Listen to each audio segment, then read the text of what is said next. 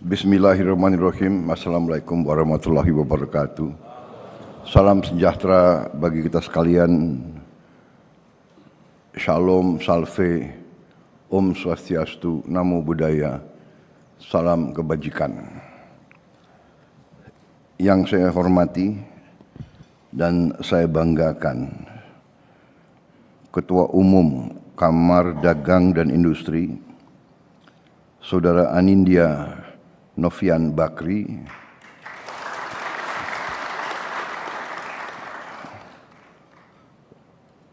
beserta jajarannya, Wakil Ketua Umum, Koordinator Organisasi Komunikasi dan Pemberdayaan Daerah, Saudara Erwin Aksa, Wakil Ketua Umum Koordinator Pangan, Saudara Mulyadi Jayabaya, Wakil Ketua Umum Koordinator Luar Negeri, Saudara James Riyadi. Yang urusan luar negeri dikasih Pak James, supaya ongkosnya berkurang untuk Kadin.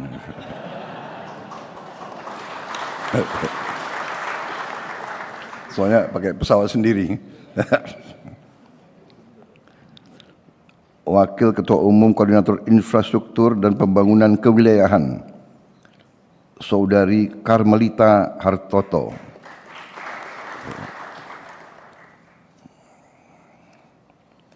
Wakil Ketua Umum Koordinator Investasi, Hilirisasi Energi dan Lingkungan Hidup, Saudara Bobby Gafur Umar. Wakil Ketua Umum Koordinator Sosial, Saudari Diah Anita Prihapsari. Wakil Ketua Umum Koordinator Pembangunan Manusia, Kebudayaan dan Pembangunan Berkelanjutan, Saudari Shinta Wijaya Kamdani. Wakil Ketua Umum Koordinator Politik dan Keamanan, Saudara Bambang Susatyo. Wakil Ketua Umum Koordinator Hukum dan HAM, Sarana dan Prasarana, Saudara M. Aziz Samsudin. Masih urus itu, kriket masih? Ada harapan enggak?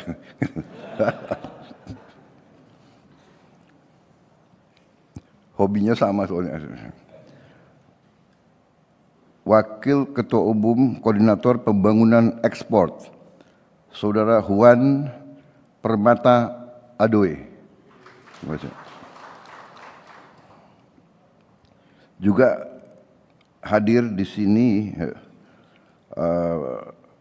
mewakili asosiasi-asosiasi yang hadir, terutama Ketua Umum Asosiasi Pengusaha Indonesia, APindo, Saudari Sinta Wijaya Kamdani. Boleh merangkap jabatan? Enggak? Boleh. Sesuai ADRT enggak itu? Coba dicek. Nanti digugat ke MK enggak itu? Saudara-saudara sekalian, Kepala Badan Ekosistem Digital, Saudara Firly Ganinduto.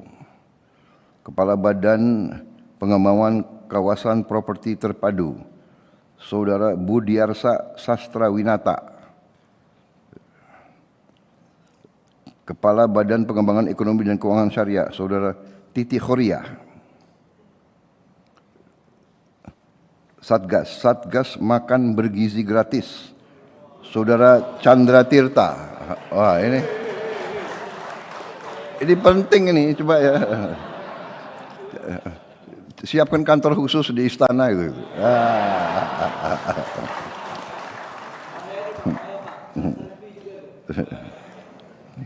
Satgas Kesehatan, Saudara David Utama. Saudara David. Kadin-kadin daerah. Saya bacakan satu-satu ya, nggak apa-apa kan? Waktu kan longgar kan? Nggak dibatasi ya? Nggak. Saskap, izinkan. Aku diatur-atur.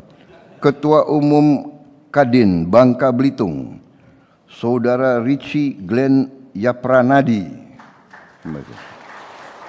Ketua Umum Kadin Bali, Saudara Imade Ariandi.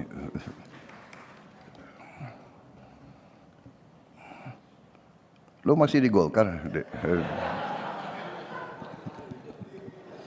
Ini aku lihat Golkarnya banyak banget. Enggak apa-apa, enggak apa-apa.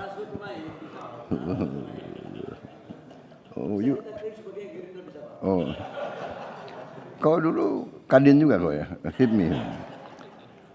Ketua Umum Kadin Bengkulu, Saudara Yoga Mirza Pratama. Caretaker Kadin Gorontalo, Saudara Yuliandri Darwis. Terima kasih. Ketua Umum Kadin Jambi, Saudara Usman. Terima kasih. Ketua Umum Kadin Jawa Barat, Saudara Almer Faik Rusdi. Ketua Umum Kadin Jawa Tengah, Saudara Hari Nuryanto Sudiro. Ketua Umum Kadin Jawa Timur, Saudara Haji Adik Dwi Putranto. Terima kasih. Ketua Umum Kadin Kalimantan Barat, Saudara Arya Rizky Darsono.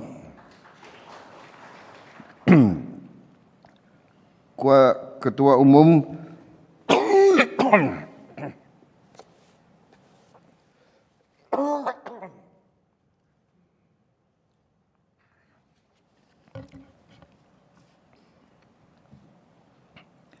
Kadin Kalimantan Tengah,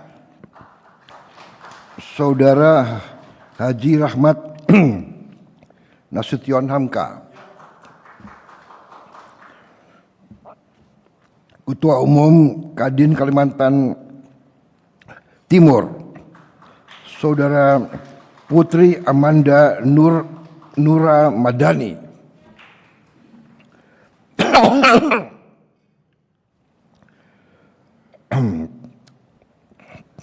Minum kopi sebentar ya.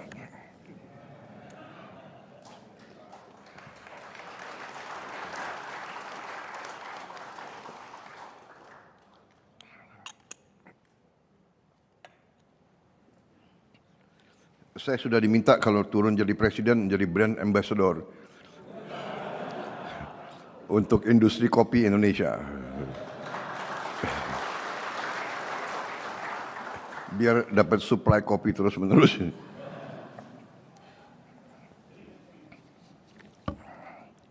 Ternyata minum kopi itu berdasarkan riset itu memperpanjang umur. Ya. Menurut research itu kurang lebih 17%. Perpanjangan itu 17 sampai 20%. Wah, yang punya perusahaan kopi senang semua.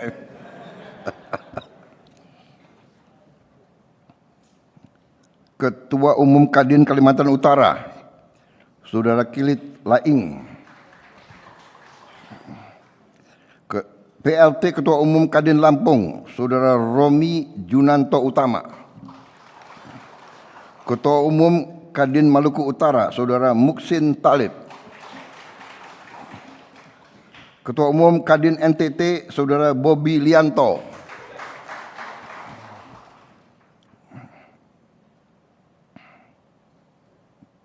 Bobby kalau nggak salah Gerindra ya, bukan?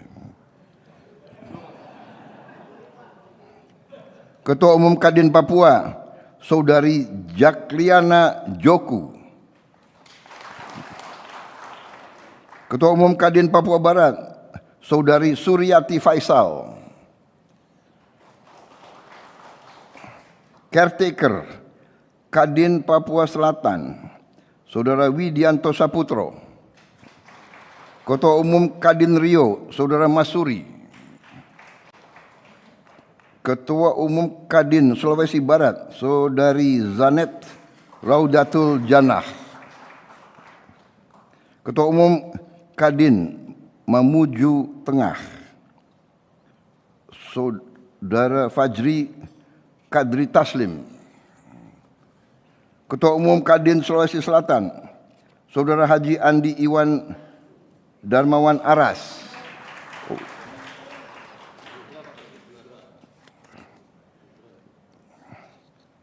Saya kira sudah ya semua ya daerah ya. Ya ini banyak sekali wakil-wakil ketua umum. Saya tidak sebut tanpa mengurangi rasa hormat, kalau enggak ini ada total ada 112 wakil ketua. Baik saudara-saudara, saya hari ini didampingi beberapa menteri, ya, Menteri Sekretaris Negara, Saudara Prasetyo Hadi, Menteri Keuangan, Saudara Purbaya Yudi Sadewa, Menteri Energi dan Sumber Daya Mineral, Saudara Bahlil Lahadalia, Menteri Pertanian, Saudara Andi Amran Sulaiman, Menteri Perindustrian, Saudara Agus Gumiwang Kartasasmita, Menteri Perdagangan Saudara Budi Santoso, Menteri Perumahan dan Kawasan Permukiman Saudara Marwar Sirait, Menteri Ketenagakerjaan Profesor Yasir Lee, Menteri Usaha Mikro Kecil dan Menengah Saudara Maman Abdurrahman,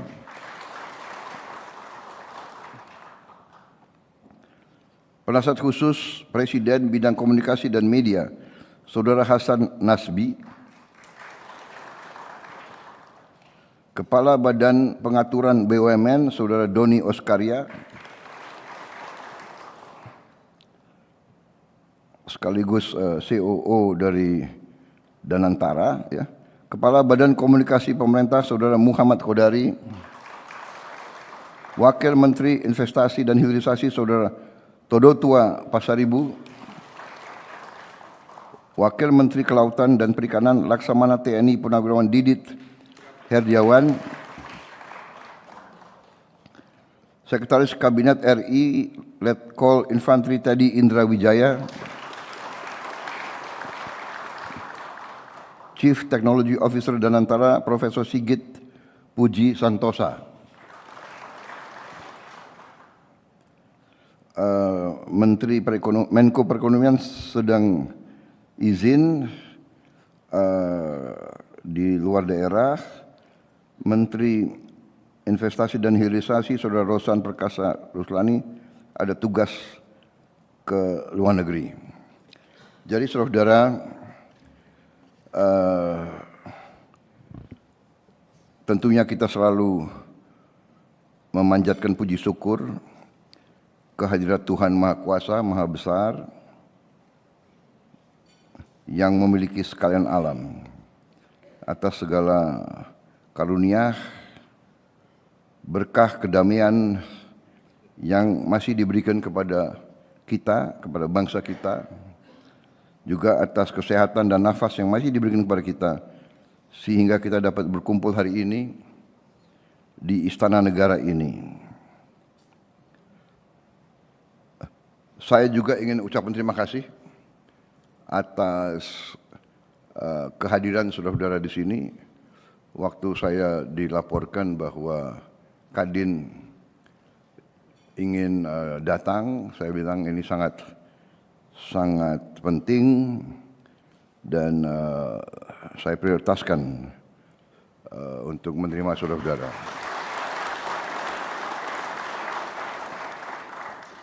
Saya memandang bahwa usaha nation building, usaha pembangunan bangsa adalah satu proses yang sangat panjang. Maaf, saya tidak sebut Menteri Koperasi tadi. Oh, sorry. Menteri Koperasi Saudara Ferry Juliantono. Sorry. Aku lihat mukanya ada di situ. Sorry. Aku tadi slip. Minta maaf ya. Masalah nation building, masalah pembangunan bangsa memang adalah proses yang sangat panjang, sangat berat. Dan dalam proses ini sejarah peradaban manusia mengajarkan kepada kita bahwa ekonomi tidak bisa dipisahkan dari politik, dari budaya,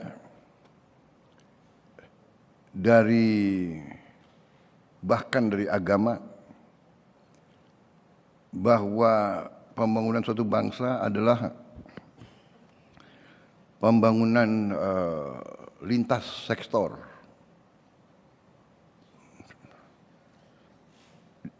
Karena itu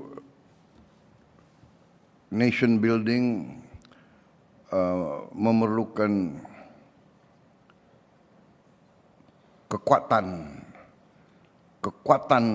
dari bangsa itu untuk bisa dikerahkan, untuk bisa dipersatukan, sehingga bangsa itu dapat memanfaatkan semua sumber daya yang ada di bangsa itu. Ini adalah masalah sejarah. Kita tinggal belajar dari sejarah. Ya. Dalam sejarah peradaban manusia kita bisa jelas lihat mana bangsa yang berhasil dan bangsa yang gagal. Bangsa yang gagal disebut failed state. Ya. Failed state, negara gagal.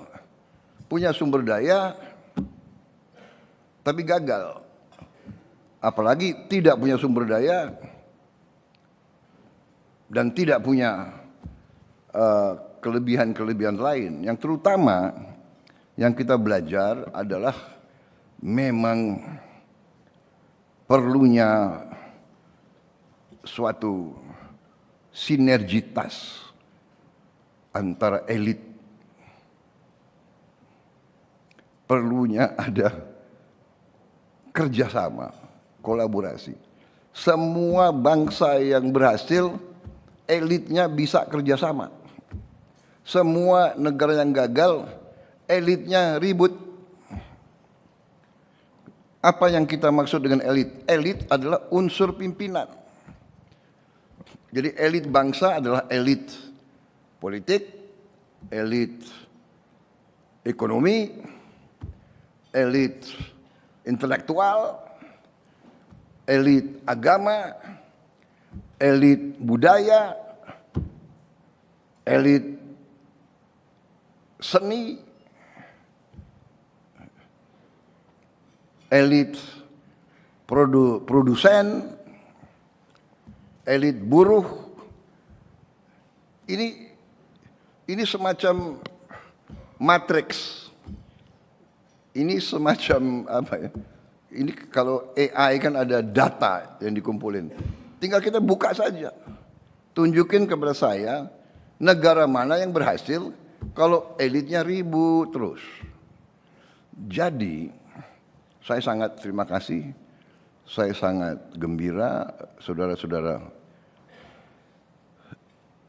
Dari awal pemerintah yang saya pimpin, saudara menunjukkan niat ingin bekerja sama dan ingin berjuang bersama untuk kebaikan seluruh bangsa dan negara.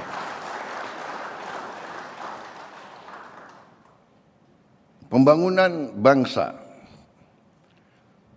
adalah usaha besar,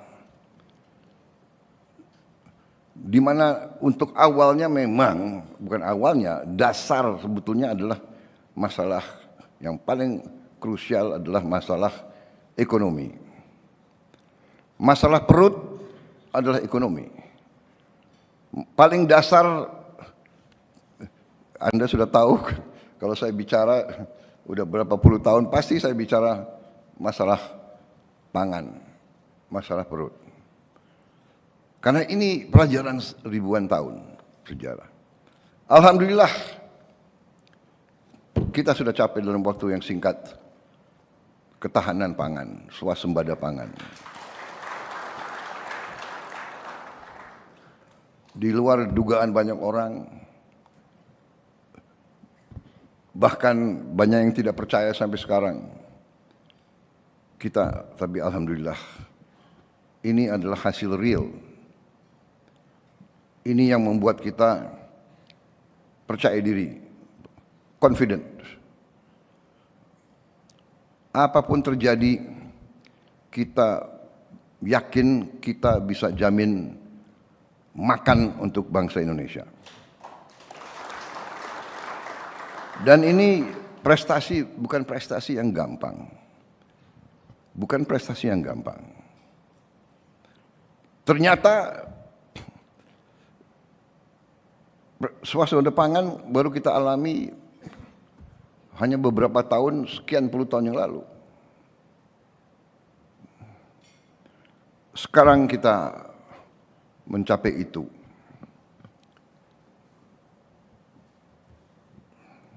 Kita masih menghadapi yang waktu pertemuan pertama kita di awal pemerintahan saya, saudara datang ke saya pun saya sudah di mana-mana saya sudah warning, bahkan sebelumnya pun saya sudah warning, hati-hati.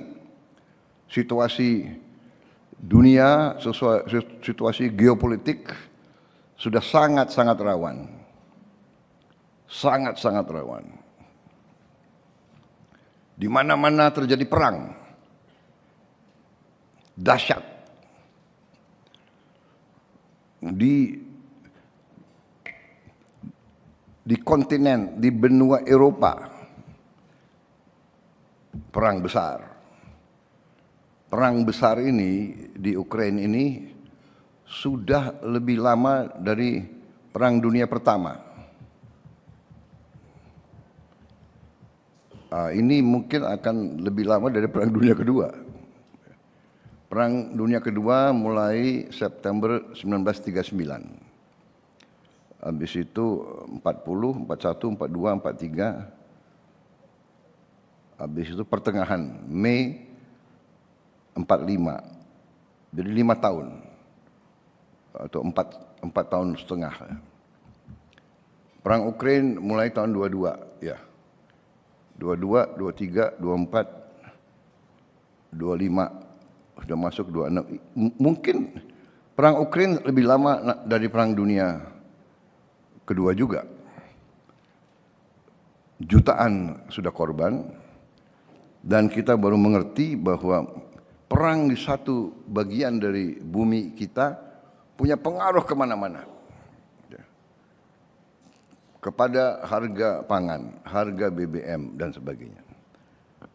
Belum selesai perang Ukraina, situasi di Gaza, di Lebanon, di Timur Tengah meletus, lebih parah lagi. Di Teluk, di Selat Hormuz, Iran, sampai sekarang belum selesai. Dan kemungkinan akan juga cukup lama. Bahkan bahaya perang nuklir tidak bisa kita remehkan. Baik di Ukraina maupun di Timur Tengah. Kita pun yang kita tidak duga-duga, yang kita anggap ASEAN adalah zona perdamaian, terjadi perang. Di Myanmar berkecamuk perang saudara dengan belasan atau puluhan milisi-milisi bersenjata didukung oleh negara-negara lain. Sahabat-sahabat kita Thailand dan Kamboja juga pertempuran yang juga masih penuh dengan ketegangan, kita terus berusaha untuk mendukung upaya-upaya perdamaian. Dan ketegangan-ketegangan di tempat lain. Kita bersyukur bahwa negara kita memiliki suatu warisan dari pendiri-pendiri bangsa kita. Warisan itu adalah politik luar negeri yang non-blok, non-aligned, yaitu kita tidak ingin bergabung dengan blok fakta militer apapun. Dan kita sadar, dan saya juga sudah kumandangkan dari awal saya dilantik, bahwa politik luar negeri Indonesia sekarang adalah ingin menjadi tetangga yang baik, the good neighbor. Our policy is the policy of the good neighbor. We want to be a good neighbor. Saya berusaha memperbaiki semua hubungan dengan semua tetangga kita. Saya berusaha untuk rekonsiliasi. Saya berusaha untuk memberi pendekatan. Ya, kita banyak, Asia Tenggara ini banyak bekas jajahan. Karena bekas jajahan, warisan, pertikaian perbatasan dari zaman kolonial ratusan tahun seolah-olah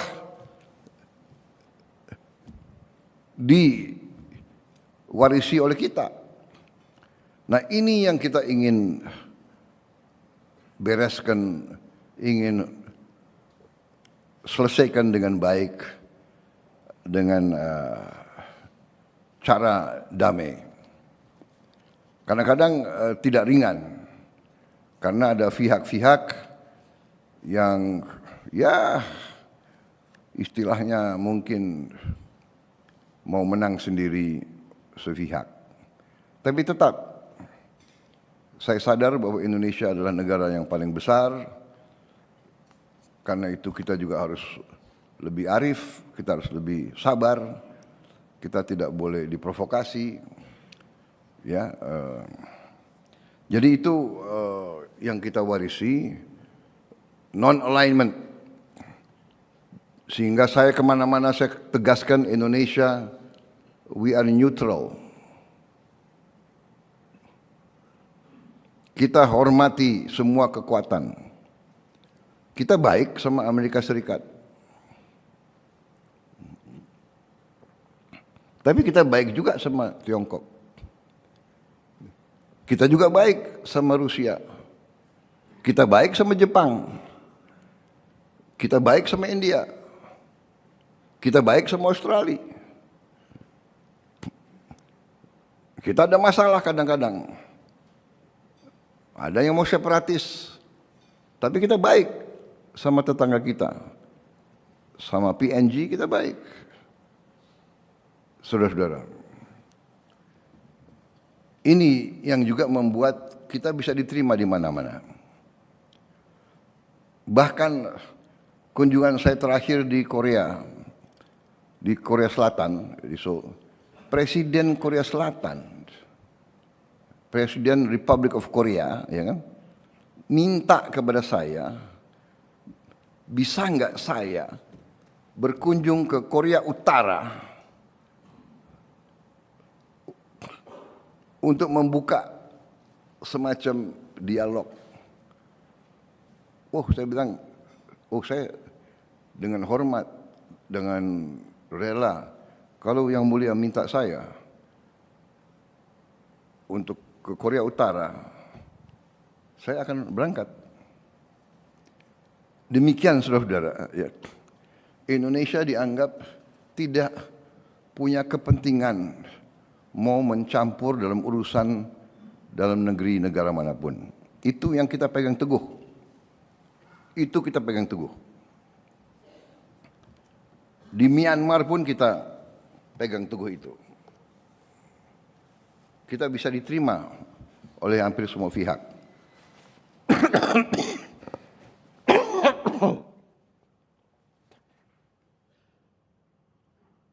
Jadi saudara-saudara, ini situasi global. Situasi global sangat rawan. Tapi tidak ada gunanya kita panik. Tidak ada gunanya kita ketakutan.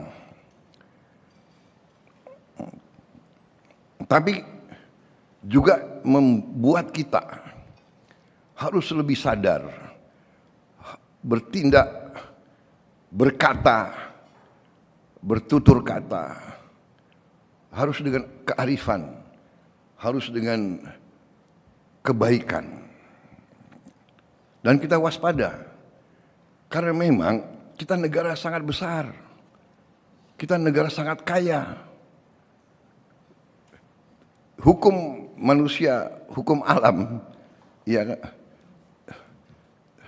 kekayaan menimbulkan iri. Kita selalu menjadi sasaran ratusan tahun. Selalu masalahnya itu komoditas. Kalau tahun 1500-an, 1600-an, itu rempah-rempah menjadi komoditas krusial, kritikal.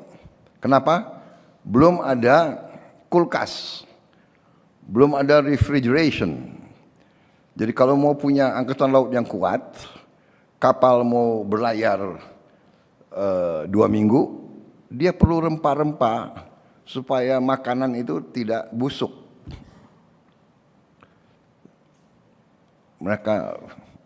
Dan dia butuh kayu. Kayu-kayu yang cocok untuk di laut. Ada di Nusantara ini. Jadi mereka semua cari kita, Nusantara ini, untuk rempah-rempah dan untuk kayu. Karena angkatan laut waktu itu kapal-kapalnya dari kayu. Untuk jadi superpower, angkatan laut harus sangat kuat. Dulu nggak ada pesawat terbang. Nah, ini yang kita tidak sadari, atau kita sadari tapi kita mungkin nggak mau belajar. Jadi, saudara-saudara, ini bisa juga dikatakan the curse, ya, orang yang diberi atau negara ataupun kawasan di bumi yang diberi sumber alam yang begitu kaya sering menjadi sasaran. Kenapa ribut di Timur Tengah? Timur Tengah banyak gas, banyak minyak, dan banyak mineral-mineral lain. Berkecamuklah perang sudah ratusan tahun di situ. Saudara-saudara, jadi Diveda et Impera itu bukan tulisan di buku-buku sejarah, itu nyata. Nyata. Diveda Impera nyata. Jadi saudara-saudara, ini saya dengan panjang lebar saya tekankan kembali ke saudara karena apa yang kita bahas sedang terjadi di depan mata kita. Tiap sore, tiap malam kita lihat dalam berita-berita eskalasi,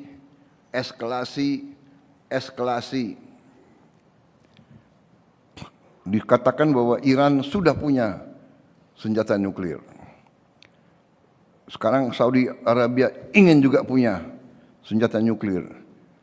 Kalau Saudi Arabia ingin punya senjata nuklir, tidak menutup kemungkinan Emirates juga mau punya senjata nuklir. Qatar juga mau punya senjata nuklir. Mesir juga mau punya senjata nuklir.